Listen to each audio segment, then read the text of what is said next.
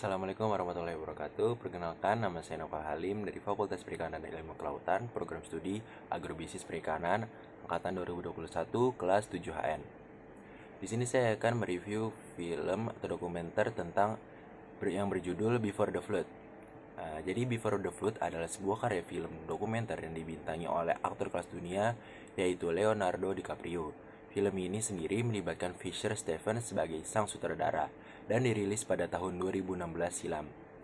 National Geographic pun dipilih sebagai mitra resmi dalam hal pengedarannya.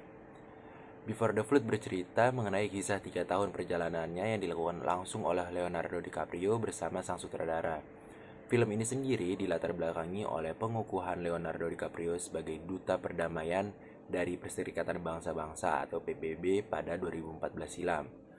Dalam perjalanannya, Leo diajak untuk mengunjungi berbagai pelosok belahan bumi dan melihat langsung dampak-dampak yang ditimbulkan dari pemanasan global atau global warming.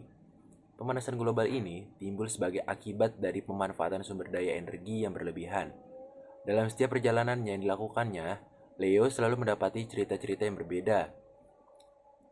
Namun, semuanya bermuara pada satu akar permasalahan yang sama, yaitu global warming. Hal ini pun sempat membuat Leo tersadar, seperti yang diungkapkannya pada awal film, bahwa ada begitu banyak hal yang mengenai dunia yang tidak diketahuinya.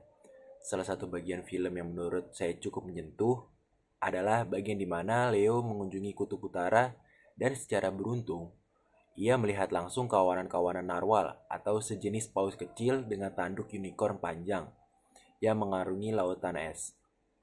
Akibat begitu terkesima dengan pemandangan yang dialaminya, ia menyatakan secara terbuka bahwa ia tidak ingin hidup di dunia ini tanpa adanya hewan-hewan ini. Hal ini bukan tanpa alasan, mengingat kutub utara mengalami peningkatan suhu udara di setiap tahunnya. Hal ini pula yang menjadikan permukaan es mencair dan menyebabkan peningkatan volume air. Peningkatan suhu udara ini tentu akan berdampak langsung pada ekosistem yang terdapat di kutub utara dan sejenisnya. Permasalahan semakin menjadi-jadi, yang mana Amerika dianggap sebagai negara adidaya yang menguasai berbagai lahan bisnis di dunia. Dituduh sebagai salah satu penyebab dari peningkatan pemanasan global ini. Hal ini pun tidak dapat dielakkan oleh Leo.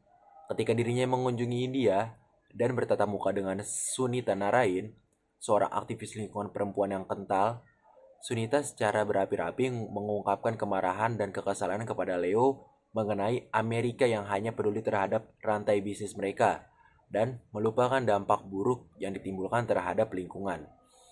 Pada satu titik, Leo sempat dibuat kebingungan. Leo pun menjelaskan kepada Sunita secara terbuka bahwa dirinya mengakui hal tersebut dan bersependapat dengan Sunita. Dirinya mengakui pula bahwa sangat sulit untuk mengubah pola pikir sekumpulan pebisnis yang ada di Amerika. Dan mungkin saja hal tersebut dapat dikatakan mustahil. Hal yang cukup mengejutkan, banyak aktor-aktor politik di Amerika yang justru tidak mempercayai adanya peningkatan suhu panas yang berdampak pada pemanasan global.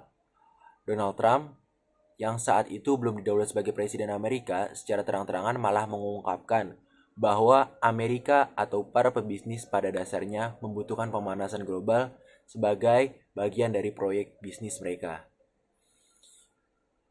Dan kesimpulannya, bagi saya secara pribadi, apa yang menjadi kekuatan utama dari film dokumenter ini terletak pada alur dan penceritaan yang sangat rapi dan berkesinambungan dari awal sampai akhir.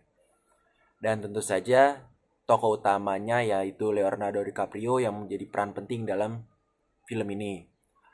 Hal itu mungkin itu saja dari saya. Kurang lebihnya mohon maaf. Wassalamualaikum warahmatullahi wabarakatuh.